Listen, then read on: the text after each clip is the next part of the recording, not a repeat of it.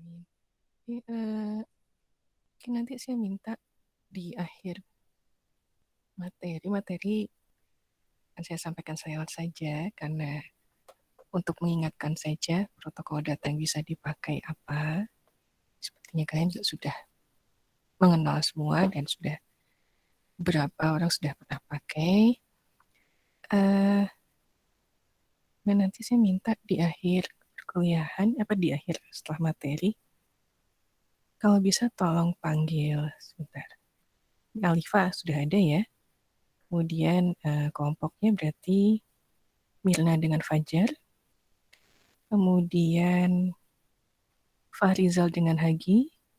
Lalu Arbi dan kelompoknya Davin.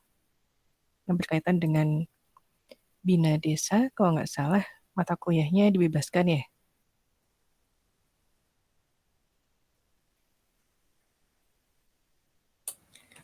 Iya betul Bu, termasuk konversi nilai Bu. Iya, itu tadi tolong semuanya hadir. Jadi yang akan kita bicarakan adalah bagaimana kelompoknya jadinya. Karena ada kelompok yang kalian tinggalkan. Jadi teman-temannya inginnya seperti apa. Jadi kalau Hagi dengan Fahrizal nggak masalah karena satu kelompok, tapi untuk kelompok Alifa dengan Arbi, itu keputusannya bagaimana jadinya. Baik Bu.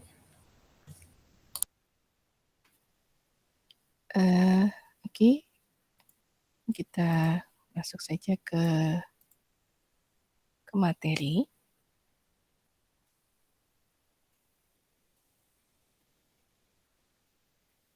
Sudah tampil slide-nya? Sudah ada Bu. Sudah Bu. Oke. Oke, ini hanya mengingatkan saja protokol data. Intinya adalah jenis komunikasi apa yang bisa dipakai untuk menghubungkan antara microcontroller kemudian dengan komponen-komponen lainnya. Nah, pengaturannya. Nah, ini yang akan dibahas beberapa. Antara lain serial bus, kemudian I2C, USART, SPI, one wire. Cuma sebelum kita bahas ini, mungkin akan kita kenal pengelompokannya, kemudian range-nya, lalu kecepatan datanya seperti apa untuk masing-masing.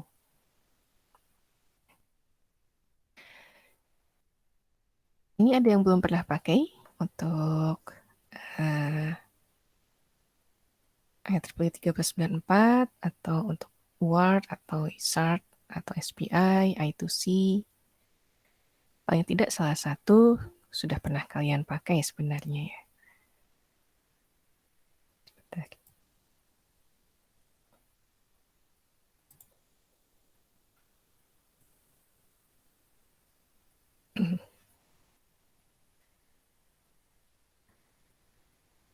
Nah, yang ditekankan di sini sekarang adalah komunikasi serial.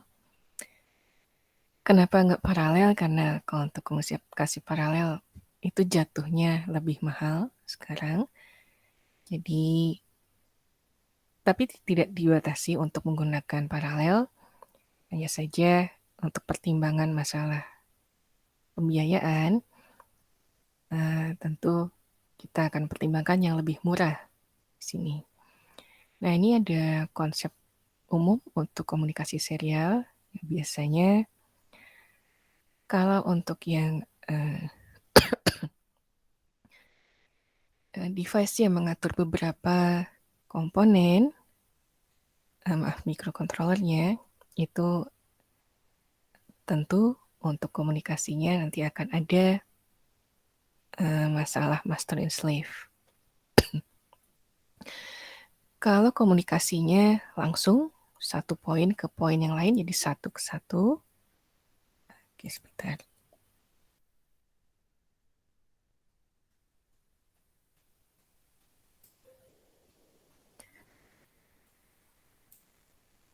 Nah, ini kalau point to point tentu tidak akan memerlukan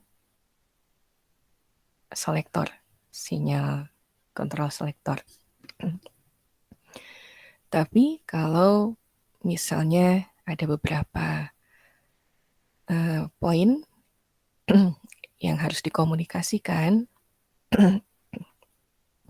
tentu kita harus menggunakan selektor untuk pemilihan mana yang harus dibaca dan mana yang harus ditulis bergantian.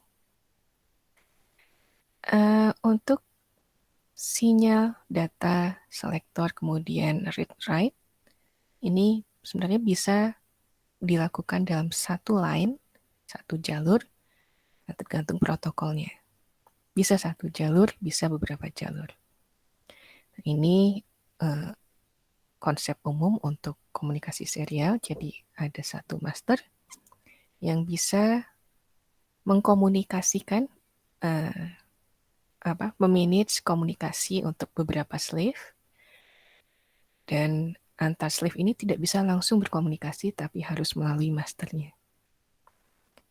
Harus melalui izin dari master, kemudian pertukaran juga harus melalui master, tidak bisa langsung antar slave ke slave.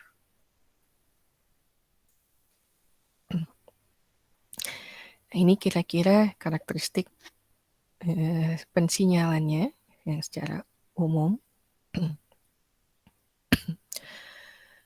Untuk yang tipe-tipe dengan TTL, CMOS atau RS232 biasanya menggunakan sinyal digital single-ended seperti ini. Kemudian kalau yang tipe-tipe menggunakan LVDS, SCL, PSCL, kemudian RS422, ini biasanya menggunakan sinyal digital yang diferensial seperti ini. Ini mungkin nanti kalian kalau ingin lebih mendalami bisa dipelajari lagi mata kuliah yang mendukung yang sebelum-sebelumnya, diingat kembali.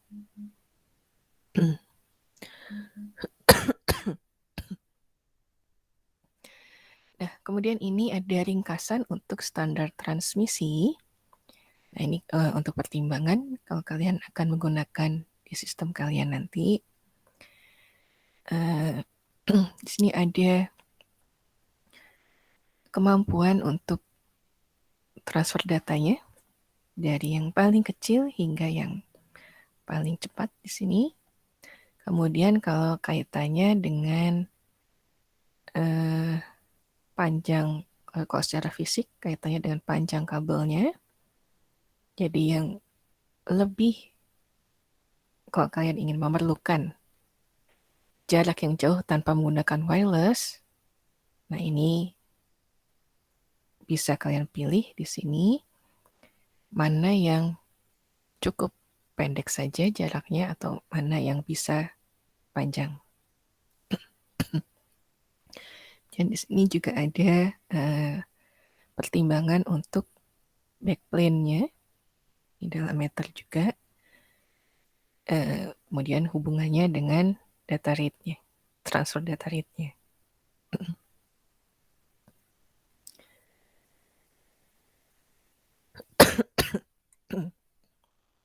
Ya.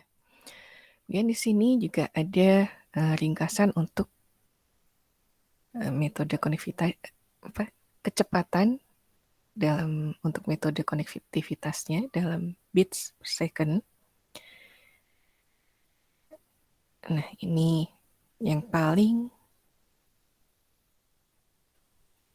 cepat di sini USB 3, kemudian yang paling lambat untuk CAN, one wire. Kemudian untuk I2C ini ada beberapa tipe, jadi bisa dipilih sesuai keperluan. Memerlukan USB, juga beberapa tipe, bisa dipilih sesuai keperluan. Kemudian kalau menggunakan di sini parallel bus, sementara masih ada di kisaran ini untuk yang paralel. Jadi bisa dikembangkan lagi lebih cepat, tapi karena masalah cost-nya, ya dipilih yang kalau ingin lebih cepat lebih baik menggunakan serial untuk saat ini.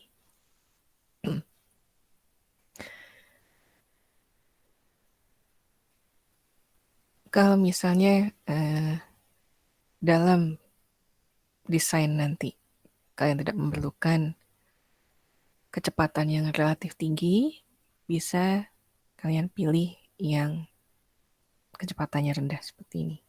Kalau misalnya memerlukan yang lebih tinggi atau sangat tinggi, kalian bisa beralih ke daerah ini. Dan ini juga ada ringkasan untuk karakteristik busnya.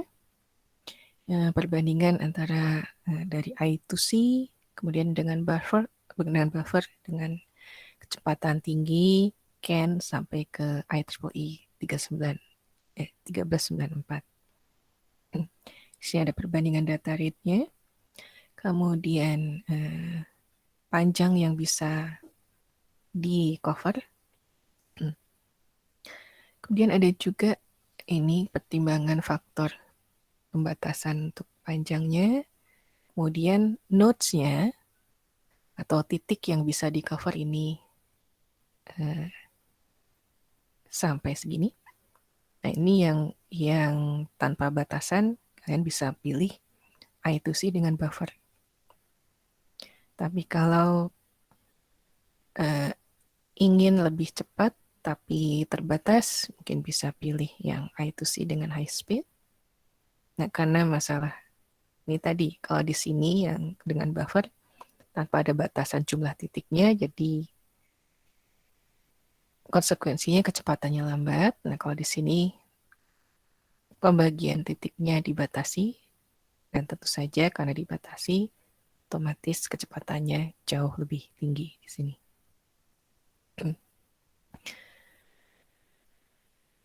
Nah, ini untuk faktor-faktor pembatasan kenapa bisa membatasi jumlah titiknya.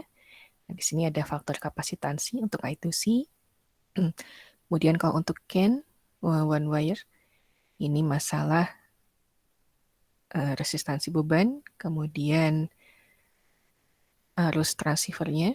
Lalu kalau untuk USB, ini biasanya dibatasi karena masalah spek dari busnya dan spek dari hubnya.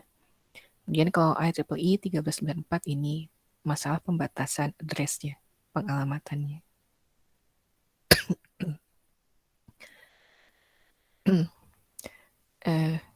Mungkin kalau untuk generalnya, umumnya sampai sini. Kalau di sini kita punya pengenalan, kenapa sih memilih? Saya mengenalkan 4 saja. Nah, itu sih U-Sharp, SPI, dan OneWire. Nah, ini ada pertimbangan kenapa kalau kita ingin memilih menggunakan I2C. Nah, I2C sekarang populer dan bisa mengakomodasi komunikasi antara master atau beberapa master ke slave atau beberapa slave, device slave. Jadi, misalnya di sini satu master, kemudian bisa mengakomodasi beberapa slave di sini. Kemudian kenapa banyak yang memilih I2C sekarang? Karena hanya memerlukan 2 wire aja. Jadi tidak perlu banyak wire, cukup 2, tapi bisa mengakomodasi banyak device. Kemudian ini untuk ringkasan karakteristik elektriknya. Biasanya menggunakan open drain atau open collector dengan input buffer di line yang sama. Kemudian hanya satu line tapi bisa satu data line tapi bisa digunakan untuk aliran data bolak-balik bidirectional. Kemudian kalau kita menginginkan komunikasi bidirectional, ini biasanya digunakan open drain untuk line-nya. Nah, ini untuk line data dan clock dari I2C. biasanya ada penambahan resistor pull up untuk menaikkan tegangan di sini. Kemudian di sini kalau misalnya logiknya ingin mentransmisikan sinyal yang low, nah ini yang akan aktif nanti adalah fat pull down-nya. Dan kira-kira seperti ini cara kerjanya, nanti bisa dilihat sendiri. Ini untuk kalau dari sini kalau pulling low, kemudian setelah itu kalau di-release.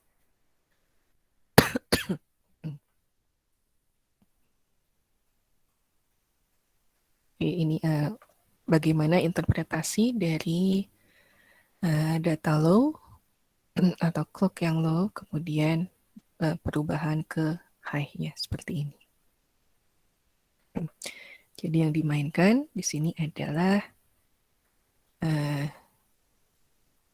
pengaktifan FET, kemudian resistor pull up-nya. Untuk interface I2C, saya ini udah banyak yang menggunakan. Biasanya dibagi dua operasinya, yaitu untuk start dan stop, kemudian kondisi start. Lalu yang perlu kita pertimbangkan juga masalah validitas data dan format byte-nya. Lalu untuk acknowledge dan not acknowledge untuk pengiriman datanya. Nah, untuk I2C operasinya ini menggunakan sebuah controller atau masternya untuk berkomunikasi dengan device slave. Slave di sini tidak akan mentransmisikan data kecuali kalau diizinkan oleh masternya. Nah, kemudian supaya tidak membingungkan, tentu setiap device di bus I2C perlu alamat sendiri, perlu alamat yang spesifik. Kemudian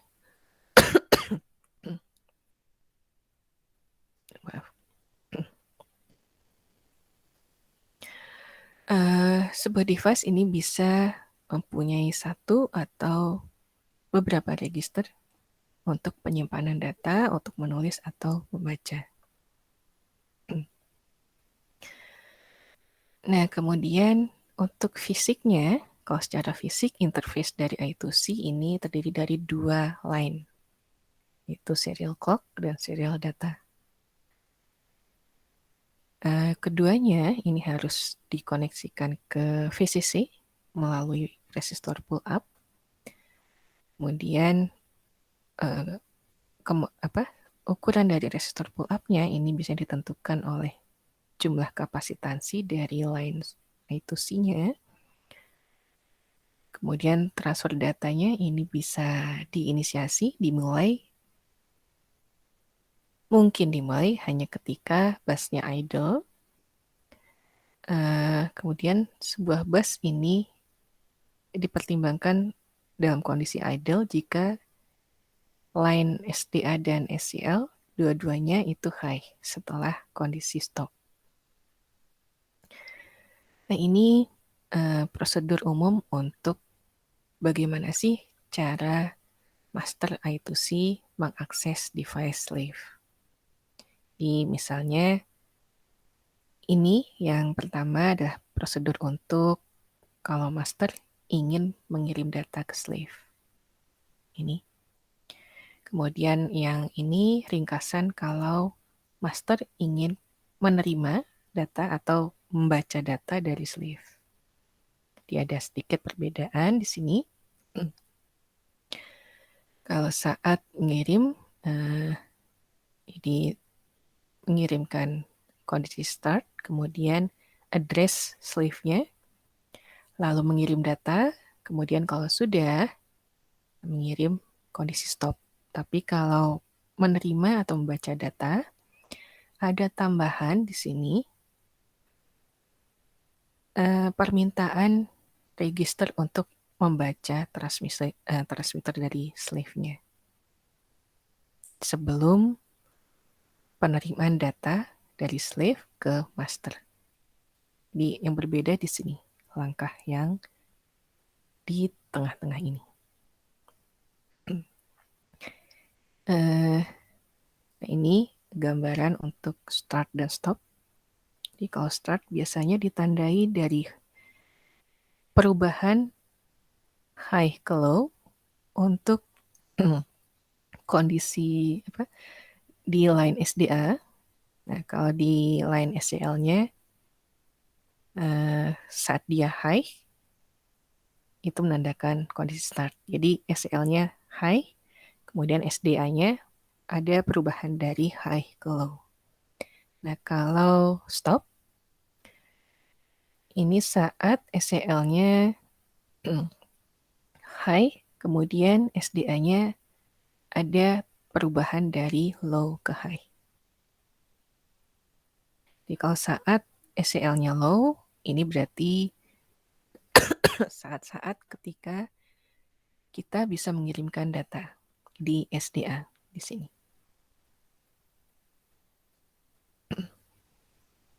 Kemudian ada juga repeated start condition.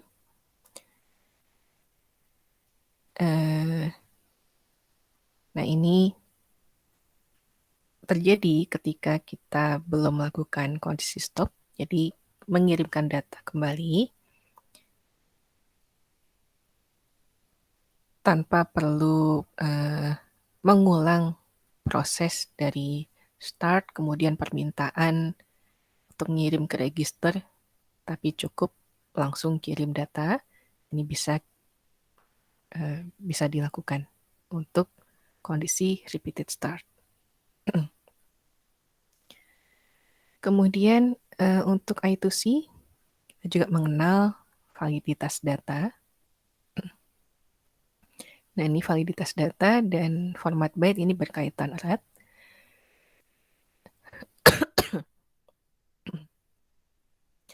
Jadi ada satu proses utuh untuk menandakan pengiriman data yang utuh. Apakah mengirim data atau membaca data. Nah, ini biasanya ditentukan oleh tadi kondisi SCL-nya, kemudian SDA-nya, kemudian address-nya, register address-nya, lalu data yang akan dikirim atau dibaca. Nah, data di I2C itu yang ditransfer adalah MSB-nya yang pertama kali, bukan LSB. Nanti ada protokol lain yang dikirimkan itu LSB duluan.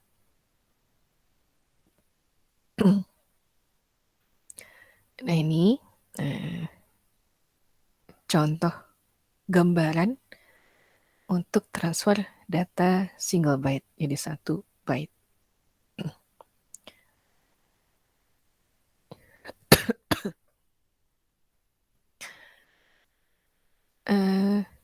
Kemudian ada di sini istilah acknowledge dan not acknowledge. Jadi setiap byte data termasuk byte address-nya ini harus diikuti oleh 1 bit acknowledge dari receiver-nya. Jadi untuk menandakan kalau pengiriman datanya benar dan sudah selesai. Oke, sebentar.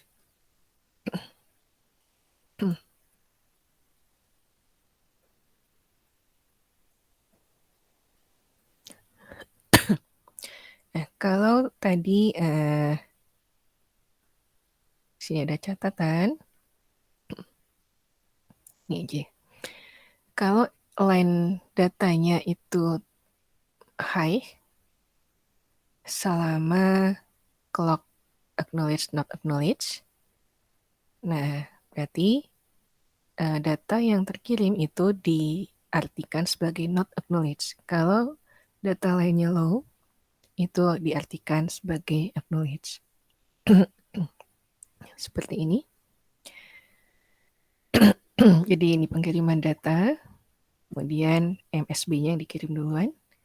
Nah, saat di sini ketika di clock ke-9 dia masih high, jadi tidak low, berarti ini sebelum kondisi stop, berarti di sini menandakan not acknowledge. Tapi kalau misalnya sini berubah jadi low, berarti acknowledge.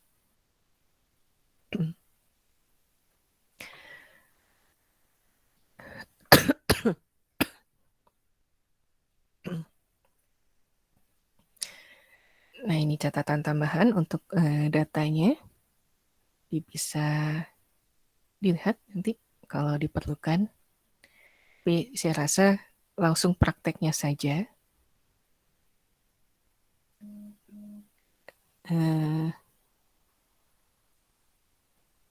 Kecuali kalau memang ada yang terlupa sedikit, mungkin kalian bisa melihat bantuan teorinya seperti ini.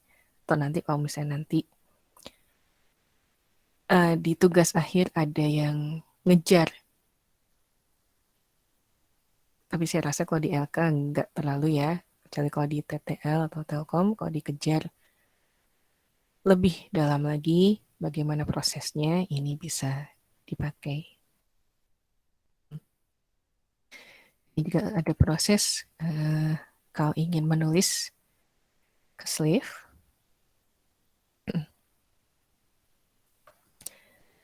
Ini contoh pengiriman data atau contoh penulisan data dari master ke slave atau ke register slave-nya. Jadi yang pertama dilakukan adalah bit start-nya dulu.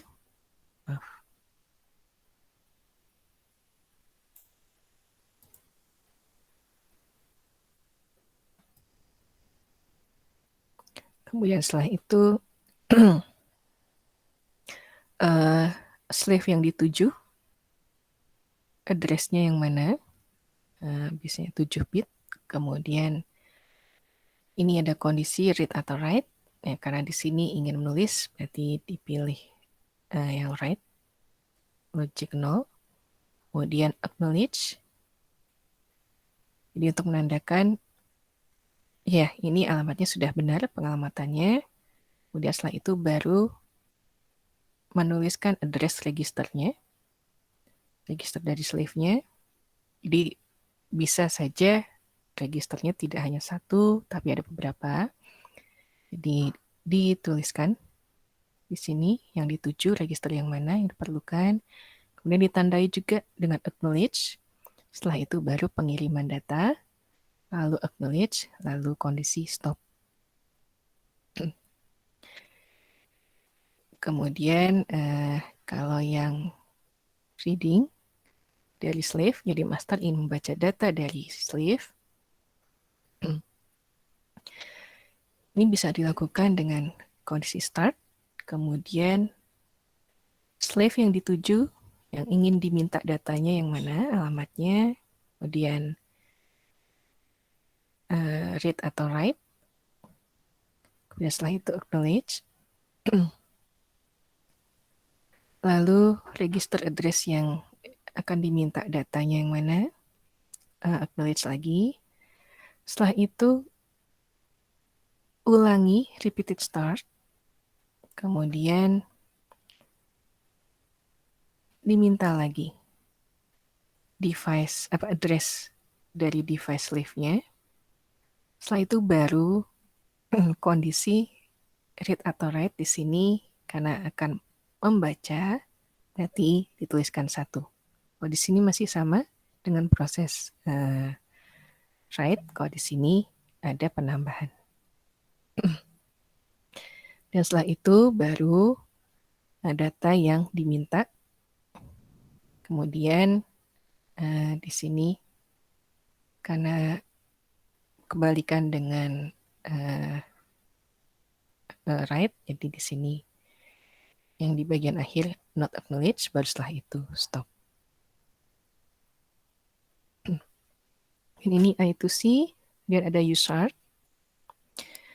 Nah, USART ini kalau ada yang ingin menggunakan USART, biasanya pertimbangannya ini. Kalau tadi I2C tentu ada clock-nya. Kalau di sini kita bisa menggunakan mode komunikasi serial sinkron maupun asinkron.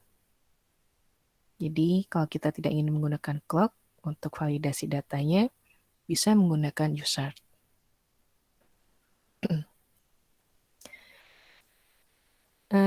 Untuk pengiriman datanya, transfernya itu hanya 1 bit setiap kali waktu.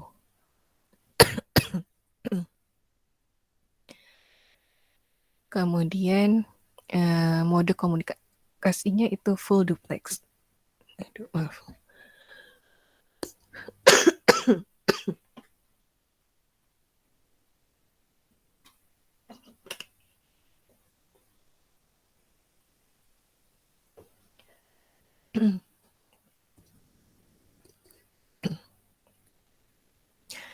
Ini kira-kira gambaran format frame serialnya.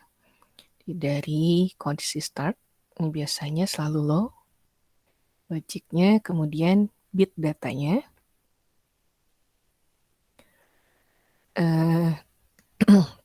Kemudian boleh juga menambahkan parity untuk pengecekan apakah data yang terkirim benar atau tidak. Tapi ini opsional. Dia ada yang pakai, ada juga yang tidak. Kemudian ada bit stop. Ini biasanya high logiknya. Kemudian di sini kalau kondisinya idle tanpa saat tidak ada pengiriman data. Jadi di sini bit datanya bisa 5, bisa 6, bisa 7, bisa 8, atau 9. Tapi harus ada bit untuk start, lalu harus ada juga bit untuk stopnya.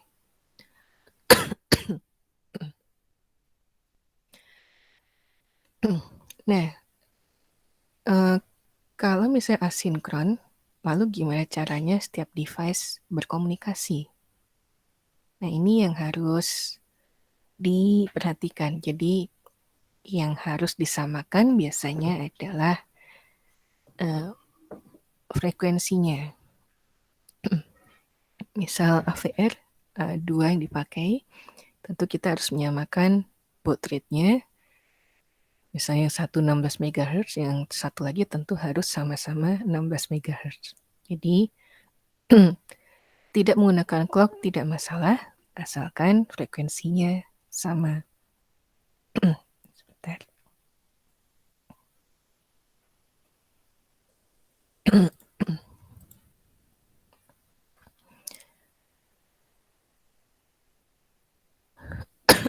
Nah, ini yang perlu diperhatikan untuk komunikasi asinkron USART. Jadi baud rate-nya seberapa cepat bit datanya ditransfer. Kemudian yang perlu diketahui kapan bit startnya mulai. Kemudian setelah itu kita bisa mengetahui kapan untuk samplingnya, untuk pengiriman data setiap samplingnya.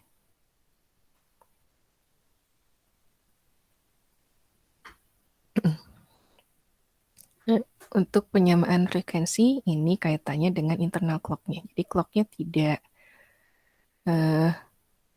jadi kalau tadi di I2C itu clock-nya ditentukan oleh master. Kalau di sini sama-sama menggunakan clock masing-masing asalkan sama frekuensinya.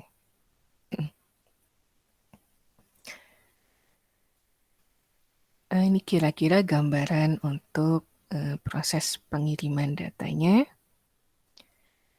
Saat sampling, saat start, kemudian saat stop, dan saat idle.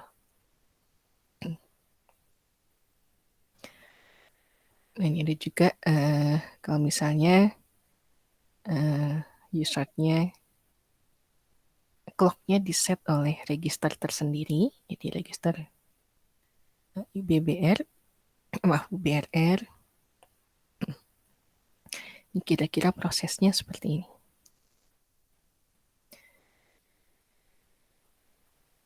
Nah, ini ada ringkasan perbandingan untuk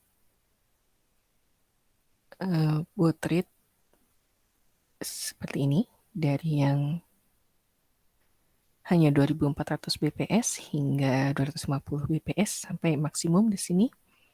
Ini kira-kira gambaran untuk UBRR-nya lalu nilai errornya. Jadi kalau kalian memerlukan, ingin pakainya yang segimana, ini bisa jadi bahan pertimbangan. Kemudian ini contoh perhitungan saja untuk generate baud rate-nya. Yang saya rasa sudah dilakukan di mata kuliah microcontroller ya. Sedikit banyak.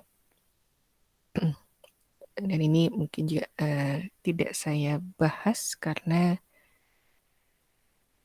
ini contoh perhitungan saja. Jadi setiap microcontroller itu berbeda-beda cara perhitungannya, kemudian bahasanya juga berbeda.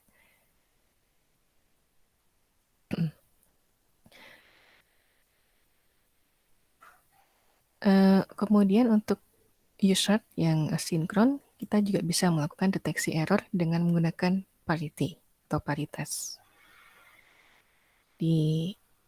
Ingat dulu di LK digital, paritas itu dibuat oleh gerbang XOR, di data bitnya bisa even atau bisa odd. Kalau yang even gimana, kalau yang odd gimana. Nah, ini contoh untuk pengecekan datanya benar atau tidak yang dikirimkan.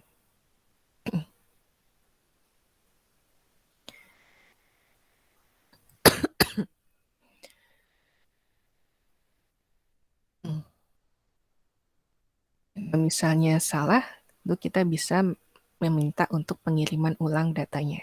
Kalau benar, tidak perlu dikirim ulang.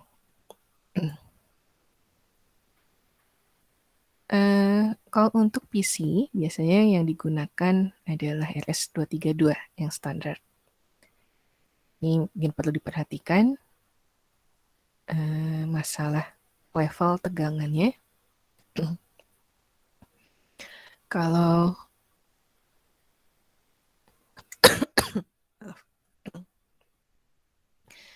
di sini ada level tegangan kalau untuk menandakan logic 1 atau mark dan logic 0 atau space. Kemudian ini untuk rangkaiannya untuk transceiver RS-232, kalau ada yang memerlukan, seperti ini.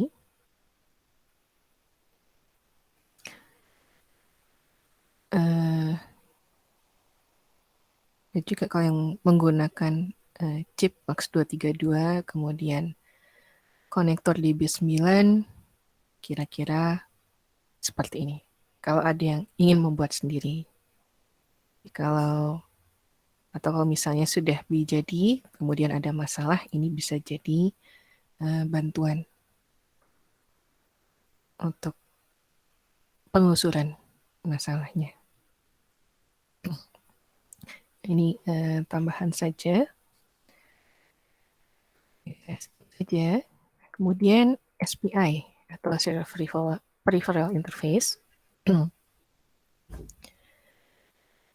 Ini digunakan oleh banyak microcontroller, biasanya untuk menukar data 8 bit antar dua device. Kemudian pengiriman datanya hanya 1 byte setiap kali waktunya. Protokol datanya ditentukan oleh aplikasinya, tapi tentu saja harus ada persetujuan dari masing-masing device, antar device-nya.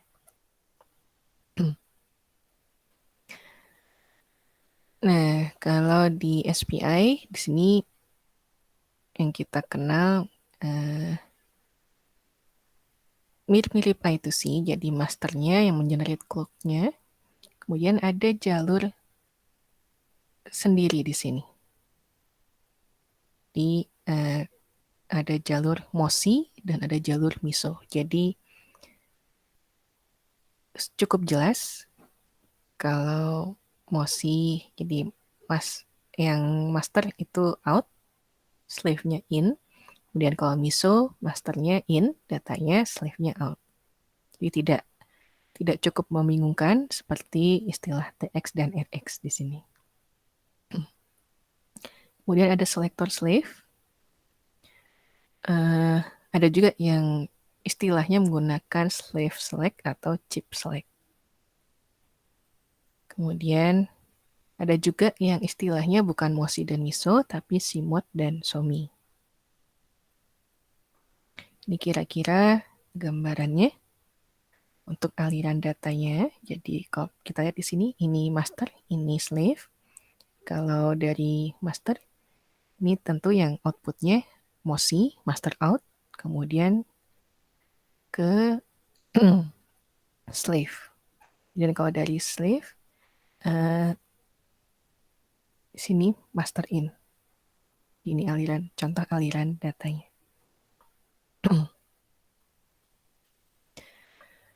Dan ini SPI itu bisa kita gunakan juga sebagai bus. Ini ada dua contoh konfigurasi. Yang pertama, kalau kita ingin busnya dengan slave, itu yang slave-nya kita pilih secara individual. Kira-kira konfigurasinya seperti ini. Ini master, kemudian ada dua slave atau beberapa. Nah, ini bisa kita susun seperti ini. Untuk clock-nya tentu sama keduanya. Kemudian untuk MOSI, sama-sama ke MOSI, MISO sama ke MISO, yang kita mainkan di selektornya. Misalnya kalau SS1, ini akan memilih slave 1, kalau yang aktifnya SS2, yang akan dipilih slave 2.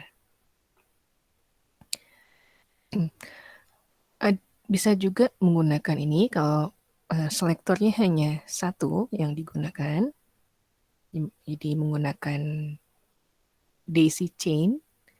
Untuk clock-nya sama. Nah, ini yang dimainkan adalah MOSI dan MISO-nya. Untuk slave-nya, ini ke kedua-duanya. Nah, untuk aliran datanya, berarti dari master ke slave 1, kemudian dari slave 1 ke slave 2, dari slave 2 baru ke master. Jadi berputar. Nah, seperti rantai chain. Nah, kalau di sini, ini kita bisa milih langsung untuk konfigurasi yang pertama ini.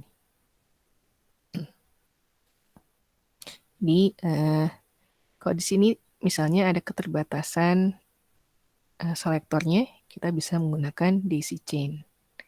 Tapi kalau tidak ada keterbatasan jumlah selektornya, kita bisa menggunakan konfigurasi. Cuma di sini ada yang perlu diperhatikan untuk masalah konfigurasi tadi. Yang diperhatikan adalah ini ya, istilah-istilahnya. Jadi setiap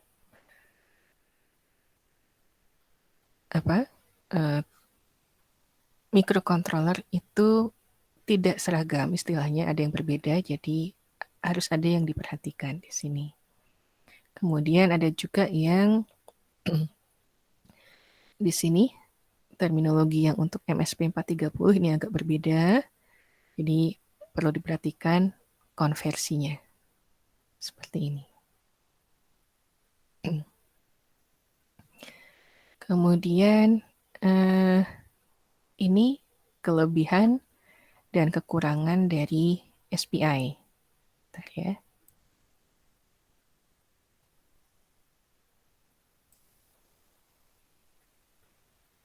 Kenapa kalau misalnya kalian ingin menggunakan SPI, ini bisa jadi bahan pertimbangan.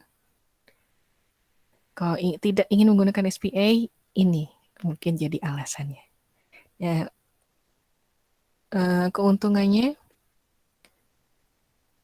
kalau kita hanya ingin mengkoneksikan, menghubungkan satu peripheral ke mikro, itu nggak masalah.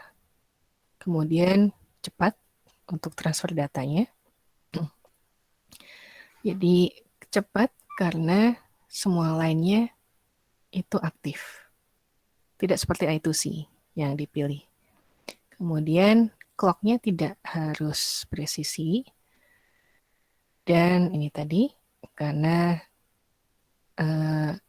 cara yang sederhana untuk mengkoneksikan satu peripheral, tentu bagus untuk mengkoneksikan satu slave. Nah, kekurangannya, di sini tidak ada acknowledgement data secara built-in. Kemudian tidak bagus untuk slave dengan jumlah beberapa. Lalu nggak enaknya perlu 4 wire. Tapi ada juga yang hanya 3 wire. Hanya 3 pengkabelan saja. Tentu kalau tadi dibandingkan I2C yang hanya 2, kemudian bisa untuk beberapa slave, itu mungkin lebih baik menggunakan I2C. Tapi kalau hanya 1 slave saja atau 2 maksimal, kita bisa pertimbangkan menggunakan SPI kalau ingin transfer datanya cepat. Kemudian yang terakhir yang one wire, hanya 1 wire-nya. Kalau tadi yang sebelum-sebelumnya ini beberapa wire-nya, ini hanya 1. Karena 1 wire, jadi komunikasinya cukup tricky. Tidak bisa bolak-balik. Kemudian nggak enaknya di sini untuk one wire ini hanya bagus untuk komunikasi yang kecepatannya rendah atau dayanya rendah.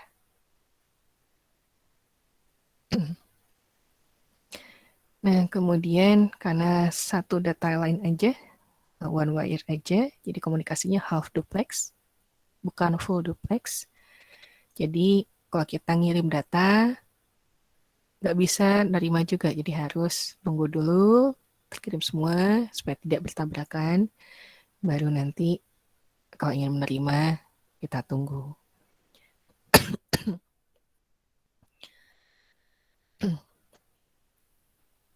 Kemudian yang cukup enaknya di sini tidak perlu clock untuk protokol yang ini, karena setiap slave-nya itu clock-nya ditentukan oleh osilator internal yang tersinkronisasi ke seluruh busnya. Kemudian saat transferan data, yang ditransfer duluan itu yang LSB-nya. Nah, ini kira-kira gambaran topologi bus untuk one wire. Jadi kalau misalnya ingin menggunakan beberapa device, kita bisa menggunakan satu one wire masternya. Kemudian untuk slave-nya bisa kita hubungkan seperti ini. Di bagian yang bukan ground-nya, ini bisa kita berikan resistor pull up, tapi yang rendah untuk data lainnya yang terhubung ke VDD di sini.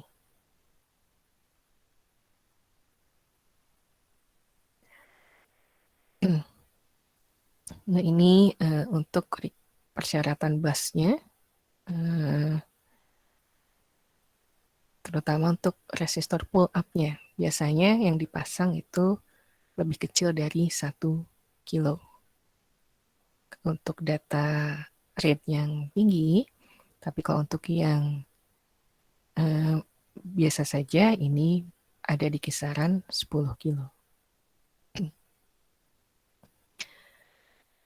Untuk slave-nya, ini bisa kita berikan daya dengan dua cara, dua mode. Yang pertama, modenya dayanya eksternal. Yang kedua, dayanya parasit. Jadi kalau yang pertama, kita bisa menghubungkan pin daya dari slave ke daya luar. Ini yang kalau misalnya slave-nya memang perlu daya yang tinggi. Tapi kalau tidak perlu, kita bisa menggunakan mode parasit. Jadi slave-nya itu diberi daya cukup dari data lainnya aja. Jadi daya iya, data juga iya. Sebentar. Kenapa, Fajar?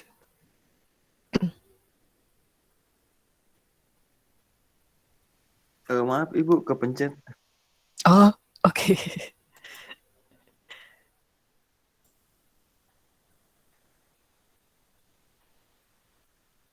Nah, ini contoh pensinyalan one wire.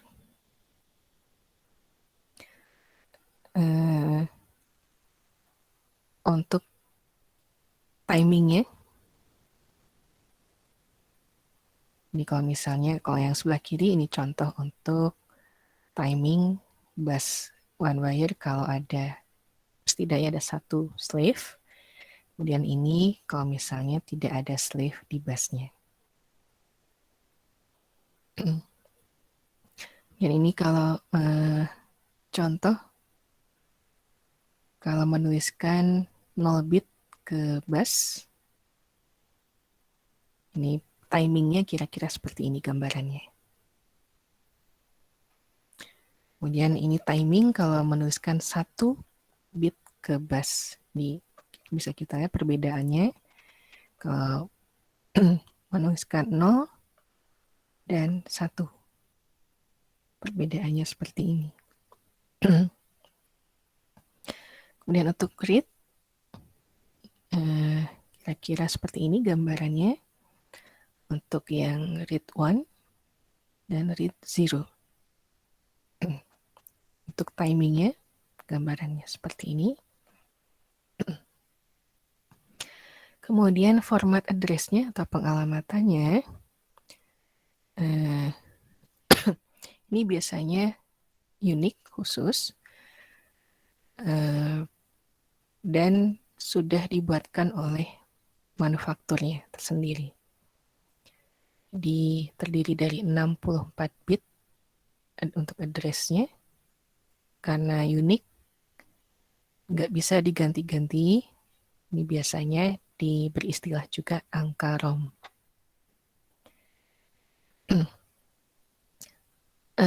64 bit ini terdiri dari 8 bit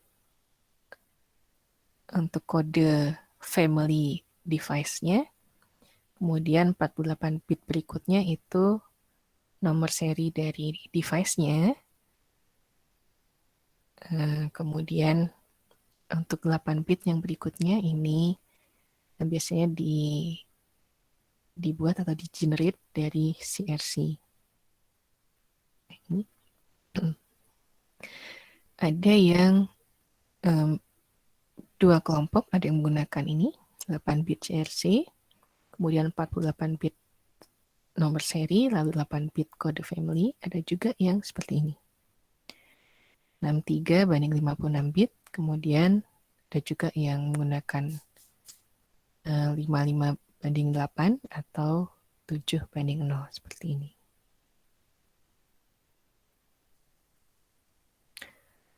Maaf, agak lost sayanya.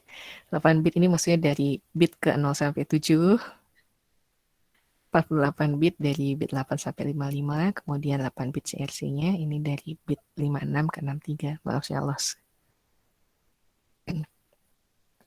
Nah, CRC ini bisa digunakan untuk pengecekan data. Apakah yang diterima benar atau tidak.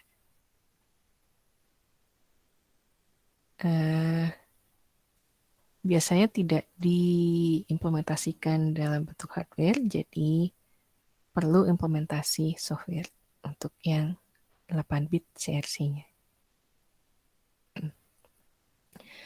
Nah, ini untuk aliran komunikasi one wire biasanya sekuensial berurutan selalu seperti ini. Jadi yang langkah pertama adalah mereset bus one wire-nya, kemudian memilih device-nya yang mana, lalu melakukan operasi untuk yang sudah dipilih tadi, apa yang dilakukan, read atau write.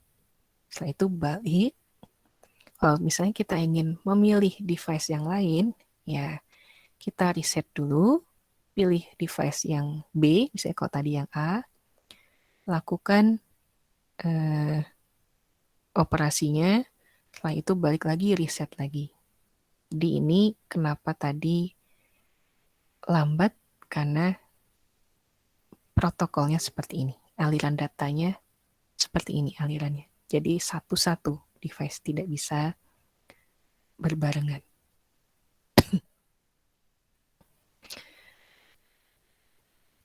Oke, ini tambahan saja kalau misalnya kalian memerlukan.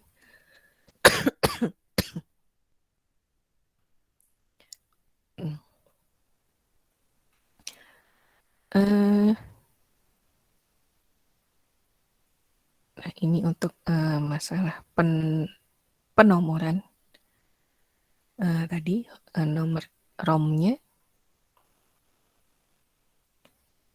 Jadi harus melalui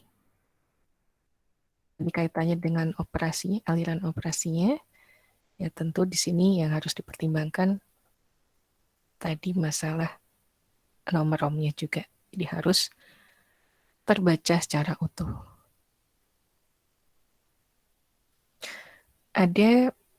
Ini ada contoh untuk algoritma pencarian untuk menggunakan one wire supaya lebih efektif operasinya. Kita bisa menggunakan ini pengkodean, sedikit pengkodean. Mana aja sih kalau misalnya kita ingin ini yang terjadi, atau ingin jalur 1 yang diambil atau jalur 0 yang diambil, atau kalau misalnya tidak ada device di busnya. Ini tambahan saja kalau diperlukan. Oke, mungkin itu saja untuk perbandingan saja, untuk pertimbangan kalau kalian nanti ingin menggunakan beberapa tipe protokol data. Untuk beberapa protokol data serial, itu tadi kira-kira apa yang bisa dijadikan bahan pertimbangannya. Apakah kalian akan menggunakan I2C, atau USART, atau SPI, atau one wire. Jadi tergantung keperluannya nanti. Kalau nggak terlalu cepat aliran datanya dan ingin lebih tidak terlalu menghabiskan banyak jalur, bisa menggunakan one wire. Tapi kalau misalnya yang diinginkan sinkron, kalian bisa menggunakan I2C. Atau menggunakan SPI, atau kalau tidak perlu sinkron, jadi cukup asinkron, cara kerjanya bisa menggunakan USART. Mungkin itu. Mungkin ada yang ingin didiskusikan dulu nggak? Untuk yang ini, protokol data.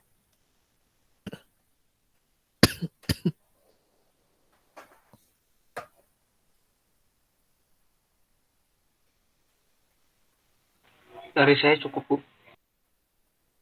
Oke, yang lain? Dari saya juga cukup, Bu. Oke.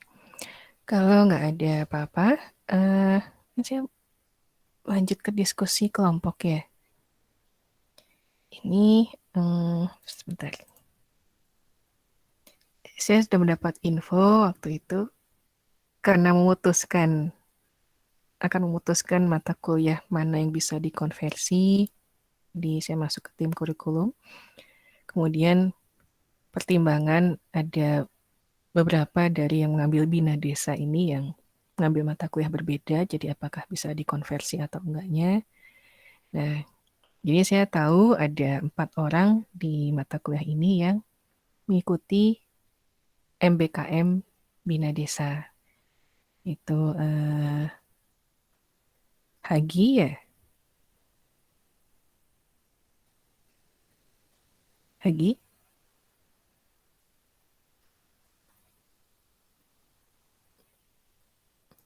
Masih di sini, Hagi? Gak ada di room, Bu, ada. Hagi. Iya. Kemudian Alifa, lalu Fahrizal, lalu Arbi.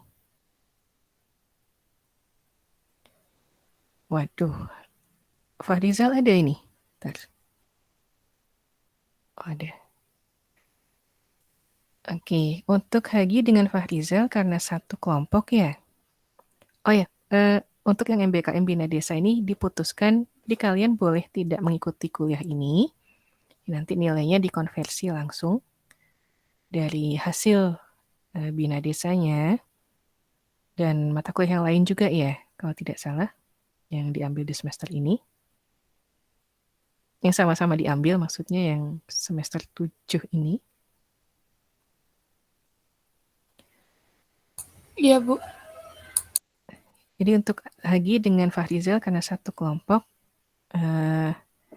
itu nggak ada masalah. Jadi kalian bisa konsentrasi langsung ke pekerjaannya, ke Bina Desanya. Lalu untuk, ini maaf saya jadi agak melebar ke KP, karena kalian sudah mengambil sendiri topiknya, bukan topik dari Bina Desa, ya mau nggak mau harus dikerjakan alatnya dan laporannya. Nah, yang jadi masalah ini kelompoknya Alifa dengan Arbi. Jadi Alifa meninggalkan teman-temannya, Mirna dengan Fajar, kemudian Arbi meninggalkan Davin ya. Ya, Bu. Nah, gimana ini? Di Alifa dengan Arbi sudah tidak perlu mengerjakan tugas embedded system. Farizal dengan Hagi juga. Nah, sekarang tinggal keputusannya gimana? Apakah Hagi mau gabung dengan Mirna dan Fajar atau mau gabung ke kelompok lain?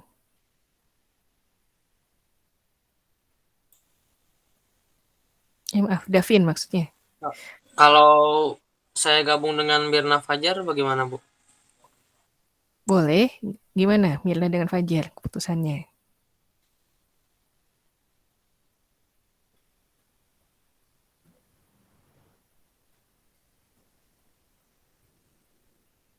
Boleh sih, Bu. Bareng aja. Bareng aja, oke. Kemarin udah ada yang akan ini udah diskusi akan apa yang akan dirancang atau belum? Sudah, Ibu, cuman masih konsep pasarnya gitu. Belum nyampe ke Oke. Davin gimana? Bisa mengikuti kalau gabung dengan Mirna dan Fajar? Bisa, Bu. Oke. Begitu, sebentar ya. Tadi 13, oke.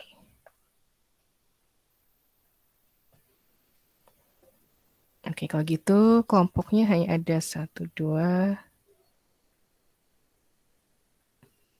3, 4, 5, 6.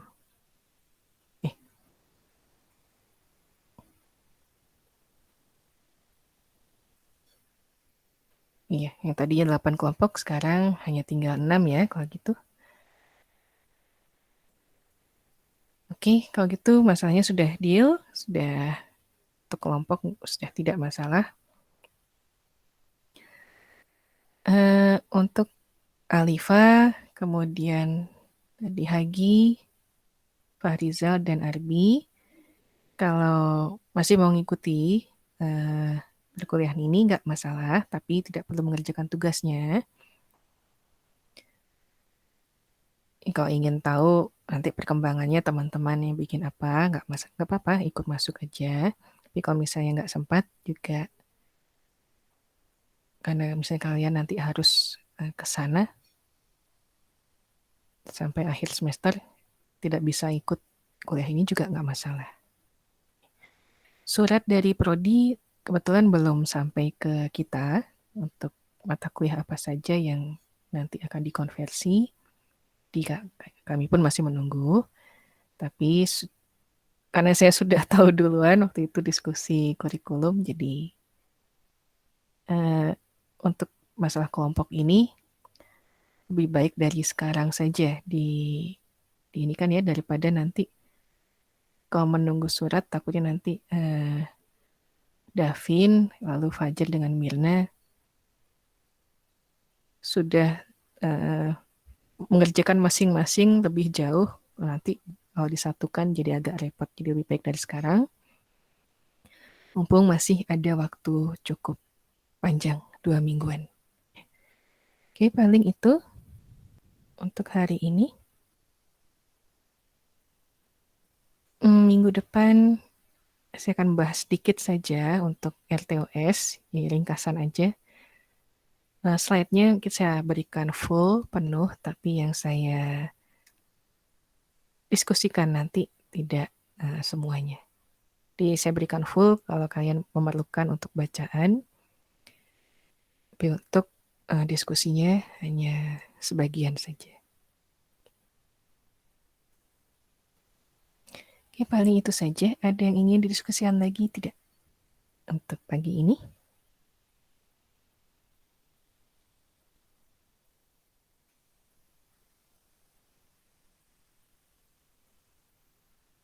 Kalau nggak ada, sampai sini saja. Selamat pagi semuanya, selamat melanjutkan aktivitasnya. Assalamualaikum warahmatullahi wabarakatuh.